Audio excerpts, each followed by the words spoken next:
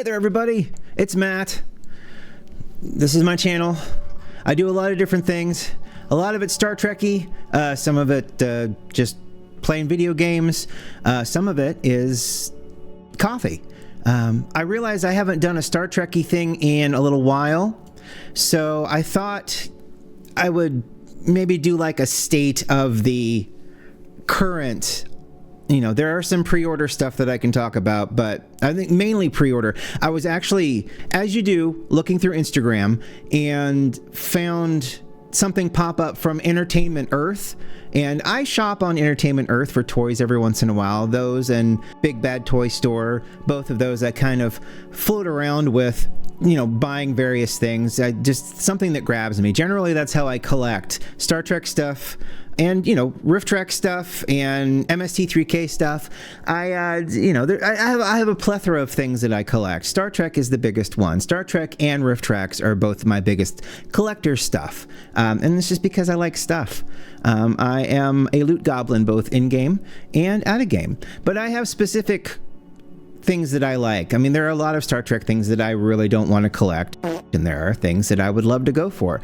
The current state of Star Trek props, toys, whatnot, it is terrible in a nutshell. I mean, personally, this is just me. I'm not speaking for other collectors. I'm not speaking for people who have money. If you are someone that wishes to collect Star Trek stuff, but maybe have, like me, have a budget that sits kind of in the middle, there's nothing out there. And what sparked this was this thing that I saw that's a pre-order. The description of this item reads like a Temu article. It reads like something you would find on Temu. It's Star Trek II, The Wrath of Khan, Spock, DAH-131P, Dynamic 8-Sitten, Heroes action figure, Star Trek Beast Kingdom action figures. It's like, am I on AliExpress right now? But it's Star Trek: The Wrath of Khan Spock. Here's pictures of him as he stands. This is estimated to arrive in January of 2026, according to Entertainment Earth. There are so many things we could point out as being wrong with this particular Spock. The thing that stands out immediately is the uniform, the turtleneck.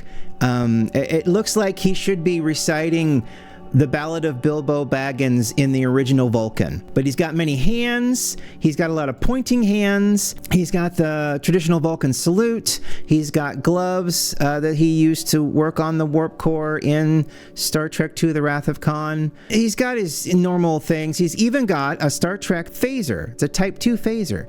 What really blew me away about this is this picture. What's happening here? What is happening here? I do not. This is a joke. This must be someone poking fun at something.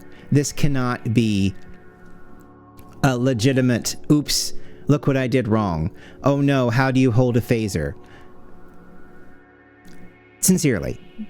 Okay. The other thing these folks are putting out is a here it is again. Star Trek Generations Captain Jean-Luc Picard DAH-129P Dynamic 8-Sitten Heroes action figure, Star Trek Beast Kingdom action figures. And again, we see that the uniform collar is so tall. This is Jean-Luc Dracula. He's not sipping tea. He's drinking blood on the bridge.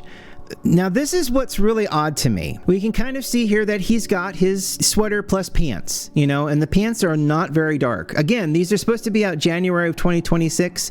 These may be pre-production. I mean, you can kind of see that the chevron on his communicator badge is a little bit more golden than it should be. This might be a stylization choice. I don't know. I know that collar is really weird. But I want you to look at the uniform, and then I want you to look at the fact that he's holding a Dustbuster phaser.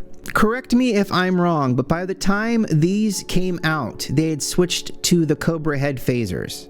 So, I mean, when they were using the Dustbusters, they were in their jumpsuits. So this is a weird styled choice here, because that's obviously a Dustbuster phaser. The emitter is huge. It's called a Dustbuster phaser because it's a Dustbuster phaser. It almost looks like he's got a Vulcan salute hand. What is he doing with that hand? That's weird. There's a lot of weirdness here. Oh, something else I forgot to mention while I was looking at these things. They've got Spock sitting in the TNG Enterprise captain's chair. Now, maybe this means that they're thinking about releasing a captain's chair as well? It's really weird that they would put him in the TNG Enterprise captain's chair. So, but I don't see anything on Entertainment Earth that says, hey, we're going to see a captain's chair from Dynamic 8 Sit-in Heroes action figured Star Trek Beast Kingdom action figures. These are 8-inch figures. There's even a little graph about how big that is. Yeah, there's a graph. It's showing you right now.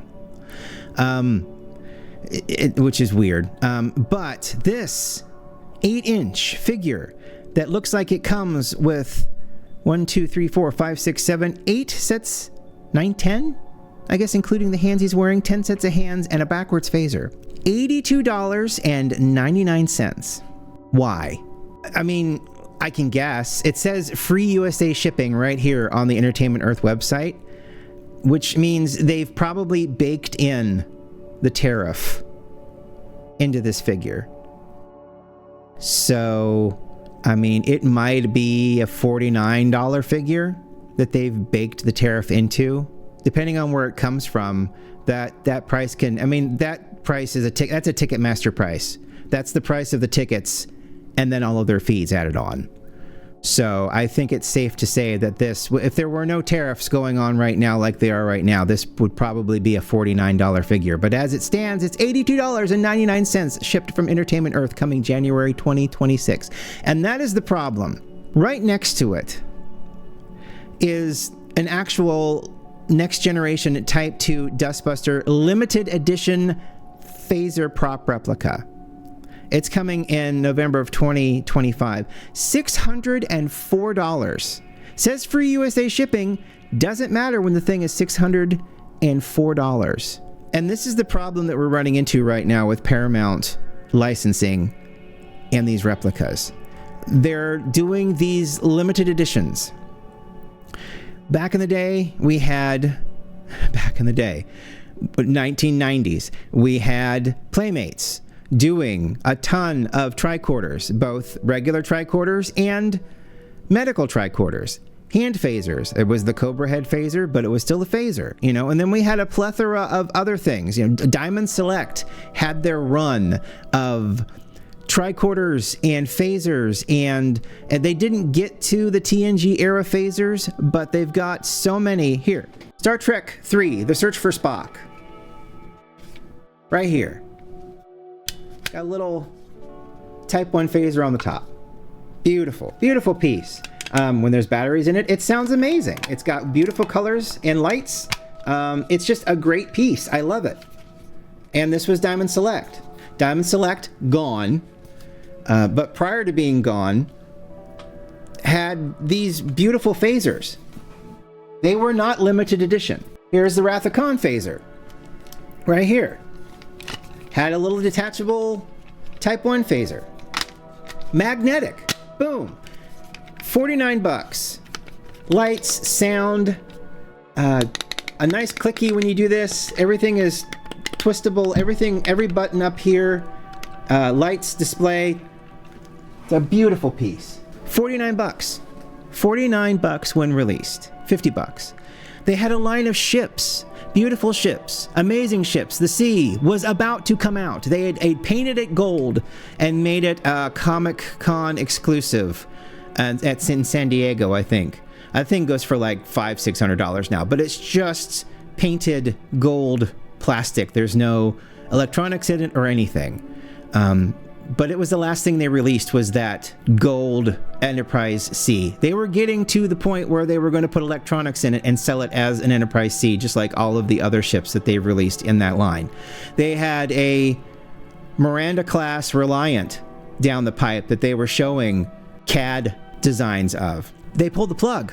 Paramount pulled the plug on them and took away the license. I think it was because these affordable things, because the ships, I think at max, the ships were like $70 if you got an Enterprise D, which is a huge ship. If you got an Enterprise D, you're probably looking at $70. But if you were buying an Enterprise B, I believe those were like $59.99, which is generally affordable to everyone. But now we have, and you know, I hate to say it. Well, no, I don't hate to say it. I'm glad that I was able to save up the money to buy it. I bought the giant replica that's coming out. It's being put out by Tomy. I committed to that scheme last year. It'll be out. They said it'll be out by the end of November. At least it'll start shipping. I may not see it until December, even January. But it is a giant Enterprise from the motion picture, which is my favorite ship of the entire line of ships. I love the D. I love the D. I love Voyager. I think the Defiant looks really cool. I love that little ship. It's like a frisbee.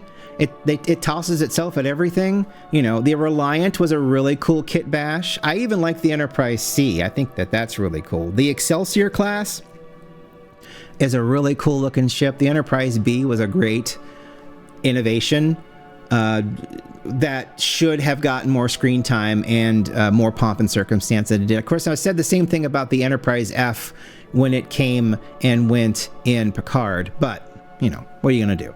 The TMP Enterprise, the refit, the Connie refit, is my favorite ship. So it's lit up. It's beautiful. It doesn't have any sounds, but it's got all of these lights all over it. It's 80% die cast, meaning it's heavy. I think they said it's going to arrive at like 50 pounds or something like that. And it's one of those things you have to sign for when it shows up. And that was $750. There's just nothing affordable out there anymore. The Exo-6 things. I collect the Exo-6 things. I've stopped collecting the Exo-6 things because the tariffs have made it stupid. So the Exo-6 figures are fantastic and glorious and worth the $215 that they come in at, I'd say about 90% of the time. But that's not feasible for everyone. In fact, they've released a line of General Chang's. They did a limited run of General Chang from Undiscovered Country. It's $317. I'm not saying it's not worth $317. I'm saying that it is $317. What is nice, though, are these nacelle figures. So, Star Trek nacelle action figures. Star Trek 4, The Undiscovered Country, Captain Sulu action figure. These are... What are the size of these? Are 1/10 scale, about the size of the Playmates ones, I think. It's really good looking. I mean, this is a good looking likeness of George Takei. You get so many accessories, and they're all going to be like $32. Basically, he wants to focus on, and I watched him talk at the Star Trek Las Vegas convention. He wants to release figures that have never really been released before, at least to start with. Here's a Peter Preston action figure, Cadet Peter Preston. He comes with a lot of accessories. Oh, and I just saw he comes with a burnt face accessory. Poor Peter. I feel bad for that guy. He was a good actor too. He did a good job. Captain Garrett from the Enterprise C. Oh, wow. She's got battle damaged face too. It's interesting, isn't it? For some reason, she's got two different phasers. Wow. She's got a Type 2 Wrath of Khan phaser looking, and then she's got a Cobra head phaser. What's really weird about her uniform, though, is that there's no turtleneck. It's just the monster maroon. There's a couple others that they're releasing. Wei Yun Weiyun is coming out, $32. They're also, these are what? These are Wave 1, right? So these are all Wave 1 action figures. He's going out to, oh yes, and there's a couple, but he's going out, he's talked about like Wave 4 already on different stages. Here's Valkyris from Star Trek 3, The Search for Spock, someone we don't really ever get to see. She's super cool. She comes inexplicably with the Genesis device.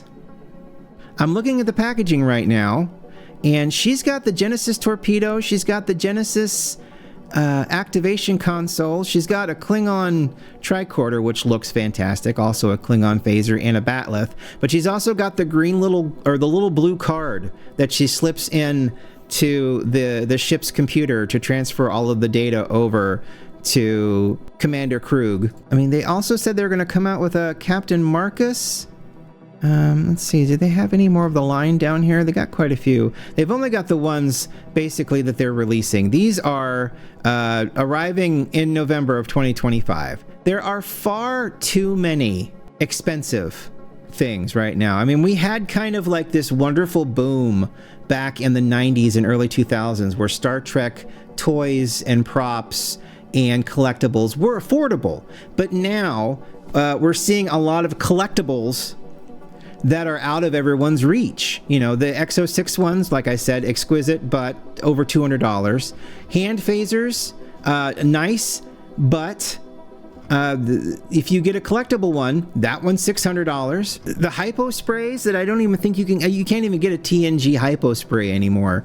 That Dr. Crusher used. I think those ran for about $400. I was just doing this video as like an update to the current standard where we're sitting with regards to Star Trek and where we're kind of at right now. I mean, if you want a pop vinyl figure, you've got your choice of the everything. Blue Bricks just lost the license to affordable Lego type Star Trek bricks, and I regret not getting in on that one I did, because now Lego has picked it up, and you can guarantee those Legos, regardless of how big or small they are, they're going to be over $100. So, and I've not really seen any kind of teasers or anything like that regarding anything to that effect. What is this? This is Star Trek, or the original series Type 2 phaser prop replica. So that's from Star Trek Master Prop Replicas, arriving in January. That's $40, which makes me suspect. Master Replicas are issuing it with an updated sound effects, which, like the ones on the original, were used in the original episode. Type 2 phaser was the pistol version of the classic weapon. Smaller Type 1 phaser slots on top, contains the power settings. Turning the dial on the toy changes the sound effects. Now that says it's only $39.99. That might be worth a look in January. Was there something else? There's also this original series prop replica communicator. Is that grill doesn't look metal. It's a full scale and carefully modeled over the original prop. Plastic. Yeah, it's plastic. So it's light up sound effects. 4 AA batteries. Interesting. And then all of these grayed out ones, including this Moopsy Funko Pop. Oh no. That's kind of where we're at right now. I mean, everything is just so incredibly expensive. It just doesn't make that much sense to me anymore. I don't know how they justify some of this stuff. They're missing, I mean, if you can make one limited edition thing and have 50 people buy it, or you can go the Playmates route and you can have thousands of these hand phasers, or that look and sound accurate. I mean, it's just little boards of LEDs and sound, that's all you need. And then it just needs to look like the actual phaser, and then you mass replicate that and you put it out there for $30, and all the Star Trek fans are going to buy that. It's just, it seems like there's a focus right now on limited edition, numbered, high-end things. I mean, even the Cricket phaser that Factory Entertainment, even it in its box was like $400. But this Dustbuster replica is, I mean, it's great. I would love this Dustbuster replica. It comes in a beautiful box. Everything lights up. Everything has sounds. It's really beautiful. But it's $604.99. Anyway, so I hadn't done a Star Trek video in a while. I thought I would just kind of do a, state of Star Trek as it pertains to me and, my collection. Because I do, I've got things, I've got a whole 3 rows dedicated to the Wrath of Khan here. I've got shelves dedicated to ships, both Playmate ships and Diamond Select Art Asylum ships. I've got shelves dedicated to XO6 figures. I have an entire Voyager shelf, so I've got Star Trek stuff. I even have some stuff from Into Darkness. I think it's just because the Star Trek line of things that came out for the JJ-verse stuff was few and far between. That's kind of when the tide turned, actually, when stuff started getting a little bit more expensive. So, just state of the Star Trek Union as it pertains to my basement. Thank you so much for watching. I hope you have a wonderful day. We'll see you later.